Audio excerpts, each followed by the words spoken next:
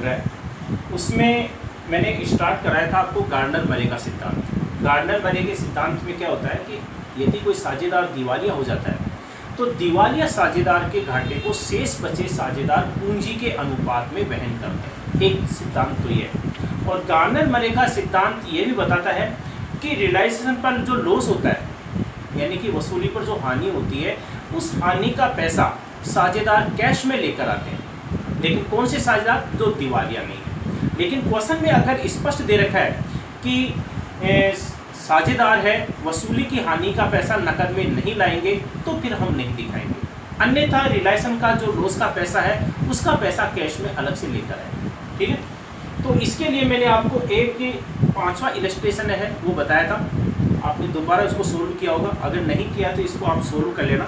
आज मैं आपको इसका बता रहा हूँ 6ठा इलस्ट्रेशन, वो उसमें भी गार्डनर मरे का सिद्धांत है। 6ठा जो इलस्ट्रेशन है इसमें 3 पार्टनर है 5, 3, 2 के अनुपात में, और जो बैलेंस शीट दे रखी है उसके अनुसार हम सबसे पहले रियलाइजेशन अकाउंट बनाएंगे। तो बैलेंस शीट के एसेट्स पक्ष में जो मदें दे रखी है उसमें सबसे पहले दे रखी है कैश एट बैंक, तो कैश एट बैंक नहीं दिखाएंगे। दूसरे नंबर पर दे रखा है बीआर, इसको हम दिखाएंगे। बीआर है वो इसमें दे रखा है 32,000। इसके बाद में दे रखा है डेटर्स, डेटर्स इसमें दे रखा है 1,40,000, तो 1,40,000 हम दिखा देंगे। डेटर्स के बाद में फिर दे रखा है स्टॉक, स्टॉक है 60,000। इसके बाद में कैपिटल है सी की, वो हम नहीं दिखाएंगे। यानी कि एसेट्स की केवल 3 ही मदें ऐसी है जिनको हम इसके डीआर साइड में दिखा देंगे। तो देखो अब इसका टोटल है वो कितना आ रहा है, 2,32,000। ठीक है, ये हमने एसेट्स की जो मदें वो दिखा दी। अब लायबिलिटी साइड की जो मदें हैं वो हम इसमें दिखा देंगे सीआर साइड में। तो लायबिलिटी साइड की जो मदें हैं उसमें सबसे पहले दे रखा है बीपी, तो बिल्स पेएबल है वो दे रखा है 40,000, और क्रेडिटर्स, क्रेडिटर्स इसमें दे रखे हैं 1,00,000। ठीक है, यानी कि लायबिलिटी की 2 ही मदें हैं, क्रेडिटर्स और बीपी, दोनों को हमने दिखा दिया।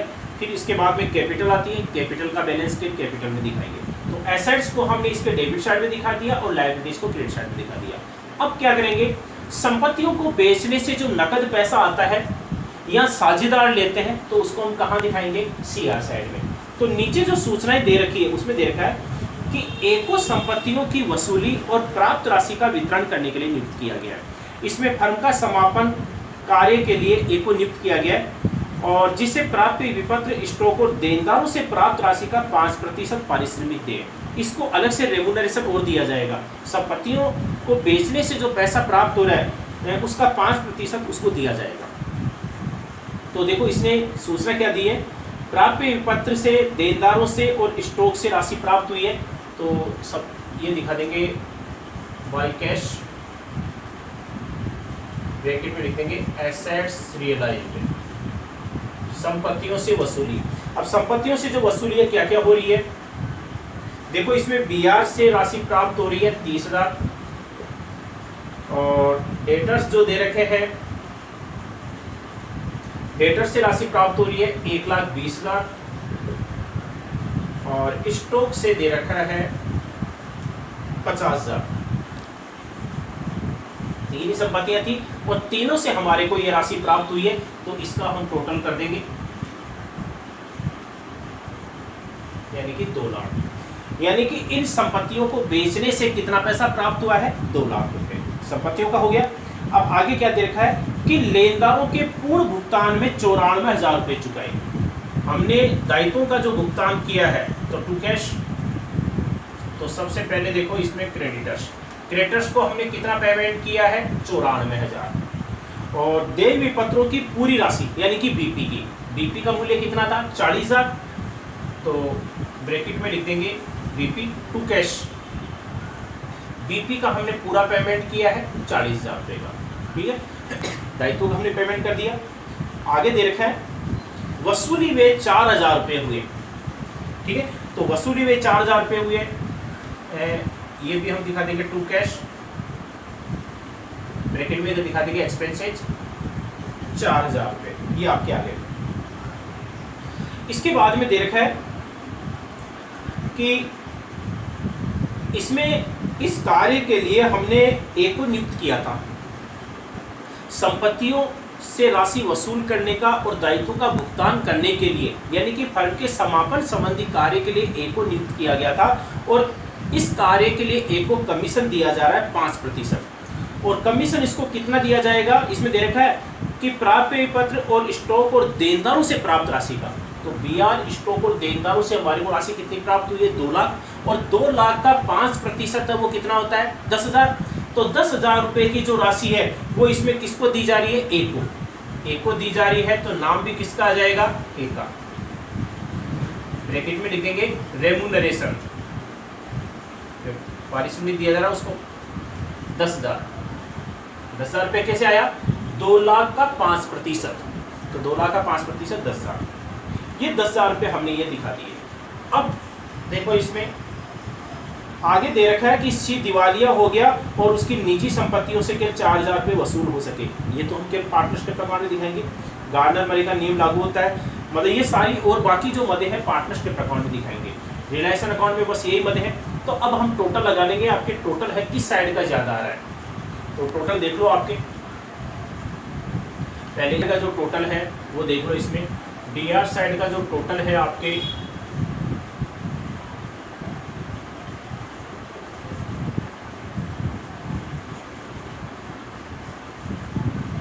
3,80,000, डेबिट साइड का जो टोटल है 3,80,000 आ रहा है, और क्रेडिट साइड का यदि टोटल लगाते हैं तो इसका आ रहा है 3,40,000, तो यानी कि डेबिट साइड का ज़्यादा है।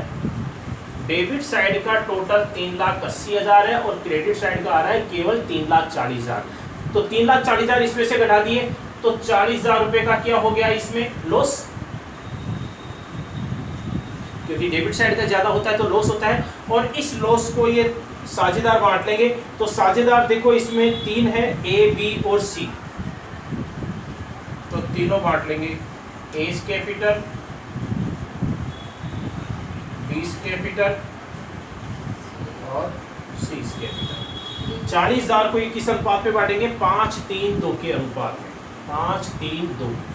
तो सबसे पहले 5/10, तो 5/10 आधा हो गया, एक का हिस्सा है वो तो कितना हो गया 20,000, दूसरे का कितना हो गया 3/10, इसका कितना हो गया 12,000, और तीसरे का 2/10 वो कितना हो जाएगा 8,000। तो 20,000, 12,000 और 8,000 ये हानि में हिस्सा, ये अपना बन गया रिलायंस अकाउंट। अब हम बढ़ाएंगे पार्टनर्स कैपिटल। देखो हमने रिलायंस अकाउंट तो बना लिया, अब पार्टनरशिप अकाउंट के लिए सबसे पहले दिखाएंगे पूंजी का प्रारंभिक शेष। तो देखो इसमें ए और बी का तो क्रेडिट शेष दे रखा है, तो वो तो क्रेडिट साइड में दिखा देंगे, बाई बैलेंस बी 80,000 और 40,000। लेकिन सी का डेबिट शेष है, एसेट्स पक्ष में दे रखा है, तो डेबिट बैलेंस है तो डेबिट साइड में दिखा देंगे, टू बैलेंस बी डी। तो सी का डेबिट शेष है 20,000, तो 20,000 रुपये दिखा देंगे सी के डेबिट साइड। ये तो दिखा दिया हमने कैपिटल का बैलेंस। अब देखो इसमें पुरानी जो बैलेंस शीट दे रखी है उसमें पहले का कोई लाभ या हानि का शेष नहीं है, पहले लाभ या हानि का शेष नहीं है, तो इनकी जो पहले की पूंजी दे रखी है, गार्डनर मरे के सिद्धांत के अनुसार दिवालिया साझेदार के घाटे को शेष बचे साझेदार पूंजी के अनुपात में वहन करते हैं। और पूंजी का अनुपात कौन सा होता है, फर्म का समापन करने से पहले जो पूंजी का अनुपात आता है, यानी कि पहले का जो लॉस या प्रॉफिट होता है फर्म के समापन करने से पहले, उसका समायोजन करने के बाद। तो उसमें पहले का कोई लॉस या प्रॉफिट का कोई बैलेंस नहीं दे रखा है, तो इसका मतलब है कि ए और बी की पहले की जो कैपिटल है वो कितनी थी 80,000 और 40,000। इन्हीं का रेशियो हम निकाल लेंगे, इन्हीं का रेशियो निकाल लेते हैं, तो इनका अनुपात आ गया 2:1। यानी कि दिवालिया जो साझेदार है, दिवालिया साझेदार कौन है इसमें सी, तो सी के घाटे को ए और बी किस अनुपात में वहन करेंगे 2:1 के अनुपात में। तो हमारे को अलग से अनुपात निकालने की जरूरत नहीं है। तो अब देखो इसमें कैपिटल दिखाने के बाद अब इसमें क्या दिखाएंगे, रिलायंस पर हमारे को लॉस हुआ था, रिलायंस पर जो लॉस हुआ है उसको हम डीआर साइड में दिखा देंगे,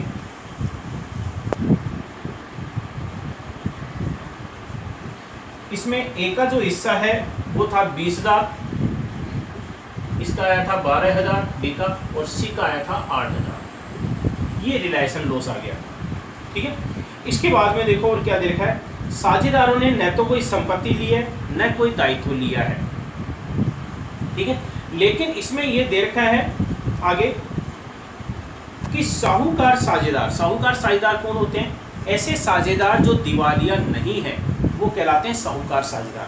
वसूली की हानि की राशि नकद लेकर आएंगे। वसूली की हानि कौन सी? ये रिलायंस लॉस। रिलायंस पर लॉस हुआ था 20,000, 12,000, 8,000।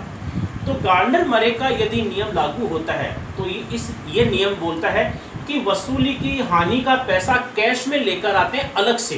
तो इतना ही पैसा वो कैश में लेकर आएंगे। अगर इतना ही पैसा कैश में लेकर आएंगे तो उसको हम कहाँ दिखा देंगे? CR साइड में, बाई कैश के नाम से।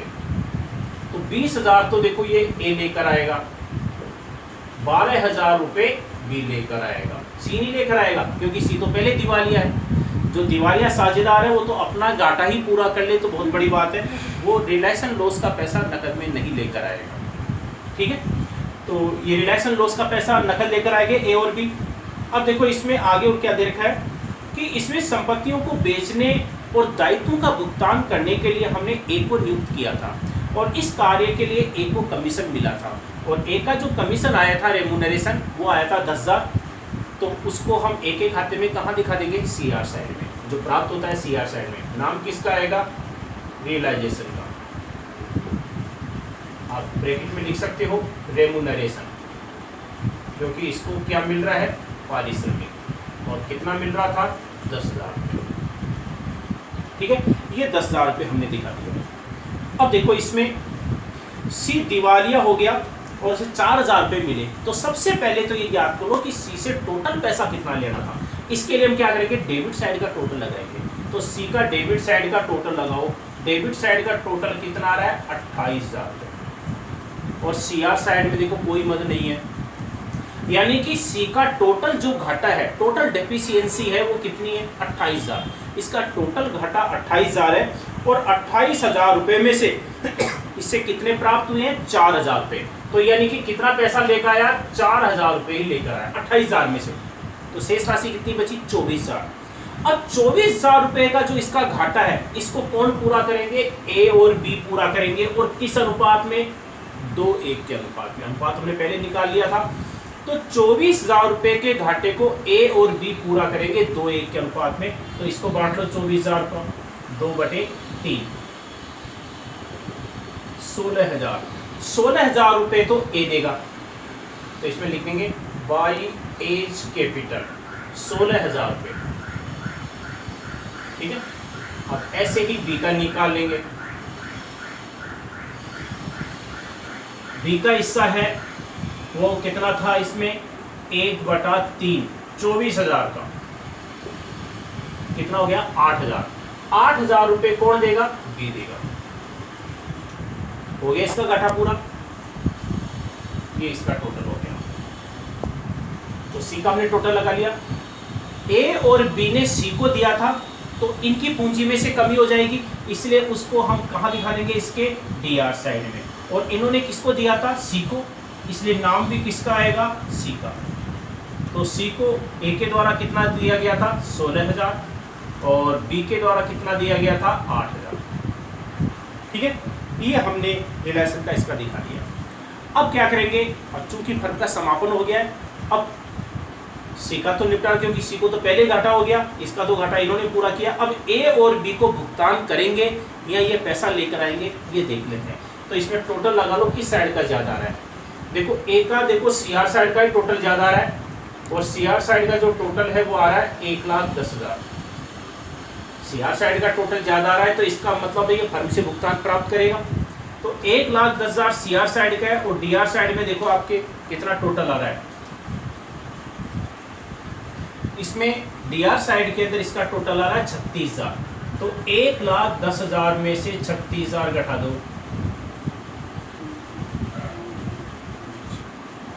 74,000। यानी कि ए को कितना भुगतान करना है? 74,000 का पेमेंट करना है। तो ये क्या जाएगा? To cash. यानी कि फाइनल पेमेंट। ए को 74,000 रुपये का भुगतान करेंगे, फर्म के द्वारा भुगतान किया जाएगा। इसका टोटल आ गया 1,10,000। ऐसे ही बी का देखो, इसमें किस साइड का, बी में सीआर साइड का ज़्यादा आ रहा है इसमें भी, और इस साइड का टोटल है वो कितना आ रहा है 52,000। 52,000 में से देखो इसका टोटल आ रहा है 20,000। 20,000 घटा दिया हमने तो राशि है कितनी बची 32,000। इसका मतलब है कि बी को टोटल पेमेंट कितना करना है 32,000 रुपये। तो 74,000 रुपये ए को पेमेंट करना है और 32,000 रुपये बी को पेमेंट करना है। ठीक है, ये टोटल आ गया, ये बन गया अपने पार्टनरशिप अकाउंट। तो इसका मतलब है सी का जो घाटा हुआ था, सी दिवालिया हो गया था, सी का टोटल घाटा 28,000 था, 28,000 में से 4,000 रुपये मिल गए थे और बाकी 24,000 रुपये के घाटे को ए और बी के द्वारा 2:1 के अनुपात में, पूंजी का अनुपात हमने निकाला था, 2:1 के अनुपात में घाटा पूरा किया था। जो ए और बी ने 16,000 8,000 दिए थे, इनके डेबिट साइड में दिखा दिया, और ए और बी को फर्म के द्वारा भुगतान किया, फर्म इनको भुगतान करेगी 74,000 और 32,000। ये बढ़ गया अपना पार्टनरशिप। अब हम बनाएंगे कैश अकाउंट। पार्टनरशिप अकाउंट हमारा तैयार हो गया है।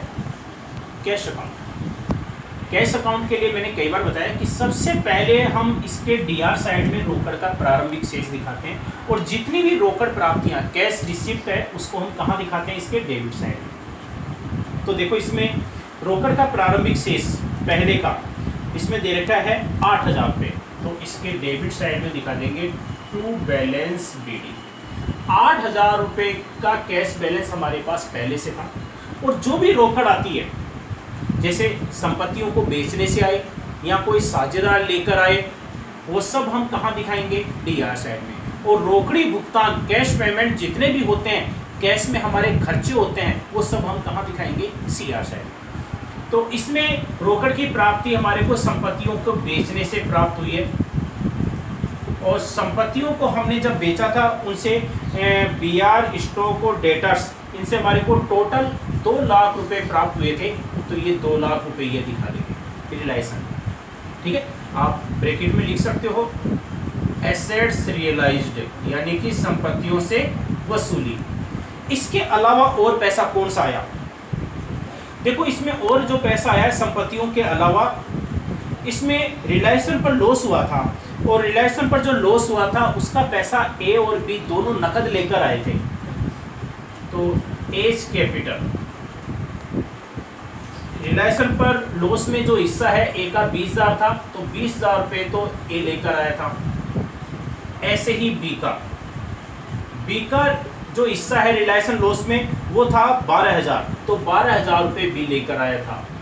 सी रियलाइजेशन लॉस का पैसा नहीं लेकर आया, लेकिन उसने अपने घाटे में से 4,000 रुपये दिए थे, तो 4,000 रुपये सी ने दिए थे, तो सी के नाम से दिखा देंगे टू सीज कैपिटल। 4,000 रुपये हमारे को सी से प्राप्त हुए। ठीक है, यानी कि अब इसके अलावा और कोई पैसा हमारे पास नहीं आया।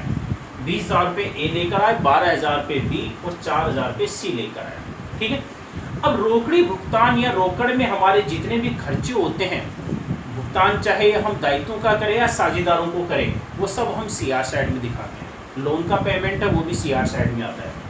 तो इसमें देखो सबसे पहले दायित्वों का भुगतान, दायित्वों का जो भुगतान है उसमें हमने लेनदारों को जो भुगतान किया था वो था 94,000। 94,000 रुपये तो हमने लेनदारों को चुकाए थे। और बीपी का जो पैसा है वो हमने पूरा पेमेंट किया था। बीपी का जो पैसा है वो कितना था 40,000 रुपये हमने ये पेमेंट किया था। ठीक है, इसके अलावा इसमें वसूली व्यय हुए थे 4,000 रुपये, ये भी हम सीआर साइड में दिखा देंगे। बाय रियलाइजेशन ब्रैकेट में लिख देंगे एक्सपेंसेस, 4,000 रुपये रियलाइजेशन लॉस हुआ था। ठीक है, इसके अलावा भुगतान है और कौन सा हुआ था, इसमें पार्टनरशिप अकाउंट बनाया था हमने, और पार्टनरशिप अकाउंट से हमने ये मालूम किया था कि ए को कितना भुगतान किया है और बी को कितना किया है। तो ए और बी को जो भुगतान किया वो भी इसी में सीआर साइड में आ जाएगा बाय एज कैपिटल। ए को हमने पेमेंट किया था इसमें 74,000 रुपये का, पार्टनरशिप अकाउंट से ज्ञात किया था। और इसके अलावा बी को हमने पेमेंट किया था 32,000 रुपये। 32,000 रुपये हमने बी को पेमेंट किया है, ठीक है। बस अब इसके अलावा और कोई मत नहीं है, ये सारे हमारे रोकड़ी भुगतान है, ये सब रोकड़ प्राप्ति है। तो अब हम इसका टोटल लगा लेंगे, टोटल आपके बराबर आना चाहिए। तो देखो इसमें हमने टोटल लगाया डीआर साइड का 2,44,000 और आपके सीआर साइड का जो टोटल है वो भी आपकी 2,44,000, क्योंकि टोटल कैश अकाउंट का बराबर आना चाहिए, तो इक्वल आना चाहिए, ठीक है। तो ये अपना क्वेश्चन कंप्लीट हो गया है। हमने गार्डनर मरे के 2 इलस्ट्रेशन कर लिए, 5वां और 6वां। दोनों इलस्ट्रेशन में हमने गार्डनर मरे के नियम के अनुसार जो मेन चीज़ यही है कि अगर कोई साझेदार दिवालिया हो जाता है तो दिवालिया साझेदार के घाटे को शेष बचे साझेदार पूंजी के अनुपात में वहन करते हैं। और पूंजी का अनुपात कौन सा? फर्म का समापन करने से पहले जो पूंजी का शेष आता है, यानी कि पहले की पूंजी और पहले का कोई अवितरित लाभ या हानि का जो शेष होता है उसका बंटवारा करने के बाद जो अनुपात आता है उस अनुपात। और रिलेशन पर जो लॉस होता है उसका पैसा कैश में लेकर आते हैं या नहीं लेकर आते हैं, ये प्रश्न में दिया हुआ रहता है। जैसे इस क्वेश्चन में दिया हुआ था कि वसूली की हानि का पैसा नकद लेकर आएंगे, इसलिए हमने कैश में दिखा दिया। पहले वाले में नहीं दे रखा था, उसमें दे रखा था नकद नहीं लाएंगे, इसलिए हमने नहीं दिखाया। तो इस प्रकार से ये गार्डनर मरे का जो सिद्धांत है वो हमने इसके 2 इलस्ट्रेशन है वो कंप्लीट कर लिए। और इसमें पहले हमने कुछ सिंपल किए थे और ये आपके गार्डनर मरे का था। तो ये इलस्ट्रेशन है, आपको एक बार फिर से रिपीट करना है। 6वां जो मैंने इलस्ट्रेशन बताया, दोबारा से आपको रिलेशन अकाउंट, पार्टनरशिप अकाउंट और कैश अकाउंट फिर से आपको तैयार करना है।